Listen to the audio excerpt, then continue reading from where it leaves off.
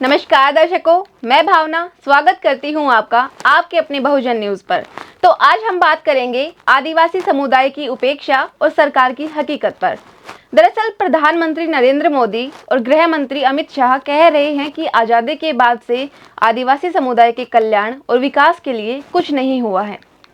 तो अब वे आदिवासी समाज को लेकर बड़े बड़े वादे कर रहे हैं, लेकिन वादे करते समय ये यह क्यों नहीं बताते कि पिछले एक दशक में इन्होंने किया क्या है। उनके दुखों पर राजनीति करना, उनके जज्बातों के साथ खेलना, ये तो आम बात है, लेकिन आज उनके हालात इतने खराब हैं तो उसके पीछे आखिर है कौन। ये नेता यह क्यों नहीं बताते कि हमने वोटों के चक्कर में, अपने बैंक भरने के चक्कर में इनके साथ कितना गलत किया है। ये जुमलेबाजी और झूठे वादे आखिर कब तक करते जाएंगे? क्या इनके किए गए वादों का सच में कोई नतीजा निकलता है? जब हम मणिपुर की स्थिति की बात करते हैं तो यही सरकार थी जो मणिपुर के जलते हुए हालात पर चुप रही। जब दोनों समुदायों के लोग मदद की गुहार लगा रहे थे, उस समय इनकी राजनीति कहाँ थी? ये वादे कहाँ गायब हो गए थे? प्रधानमंत्री मोदी और गृह मंत्री शाह बिरसा मुंडा की जयंती पर आदिवासी समुदायों के लिए बहुत कुछ करने की बातें तो करते हैं, लेकिन असल में क्या किया है? क्या यह सब महज चुनावी हथकंडे और वोट बैंक की राजनीति का हिस्सा नहीं है? मणिपुर जैसे राज्य में जब लोग जल रहे थे तो क्या सरकार ने तुरंत कार्रवाई की? नहीं, उल्टा मुआवजे के वादों पर सुप्रीम कोर्ट को दखल देना पड़ा, जबकि केंद्र सरकार के द्वारा किए गए वादे सिर्फ झूठ साबित हुए। मोदी और शाह की सरकार आदिवासी और किसान समुदायों को अपने राजनीतिक हथियार के रूप में इस्तेमाल कर रही है।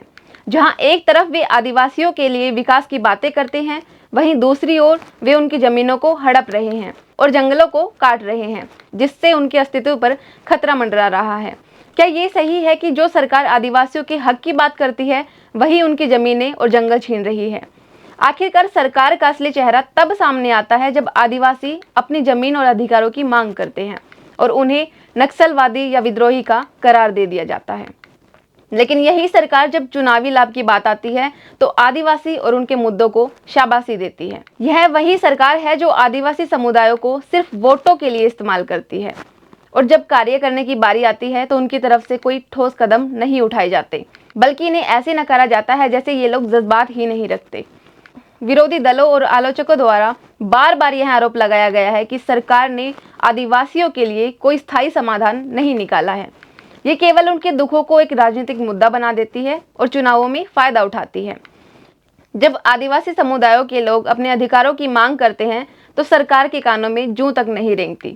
ऐसे में सवाल यह उठता है कि क्या यह सरकार सचमुच आदिवासी समुदायों की भलाई के लिए काम कर रही है या सिर्फ दिखावे और जुमलेबाजी में लगी हुई है?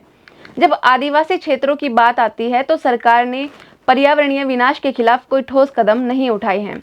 नक्सलवाद के नाम पर ग्रामीण और आदिवासी क्षेत्रों में लोगों को दबाया गया है। इनका असली लक्ष्य सत्ता में बने रहना और अपनी राजनीतिक ताकत को बढ़ाना है, न कि इन समुदायों की वास्तविक भलाई करना। बीते वर्षों में आदिवासी समुदायों पर किए गए अत्याचारों और दुराचारों की बात तो की जाती है, लेकिन क्या अब तक इनकी पूरी तरह से सच्ची मदद की गई है? क्या इनकी समस्याओं का कोई स्थायी समाधान निकाला गया है? जवाब है नहीं। सरकार की तरफ से सिर्फ वोटों की राजनीति और दिखावे की बातें की जाती हैं, जबकि आदिवासी समुदाय आज भी अपनी बुनियादी जरूरतों और अधिकारों के लिए संघर्ष कर रहे हैं। यही नहीं, मणिपुर में पिछले घटनाक्रमों के पीछे की असली वजह भी कभी सामने नहीं आती। जमीन और संसाधनों को लेकर जो साजिशें खेली गई, उनकी पूरी सच्चाई आज भी जनता से छुपाई जा रही है। मणिपुर का हिंसक संकट सिर्फ दो समुदायों के बीच नहीं, बल्कि इसके पीछे सरकार के गलत फैसलों और अदृश्य हाथों का हाथ था, जो आदिवासी और अन्य स्थानीय समुदायों की जमीनों को हथियाना चाहते थे। आखिरकार आदिवासी समुदाय के लिए यह सरकार जो कुछ भी कर रही है, वह केवल सियासी खेल के हिस्से के तौर पर दिखावा है। असल में इनकी जिंदगी में बदलाव तब तक नहीं आएगा जब तक इनकी आवाज को सच में सुना नहीं जाएगा।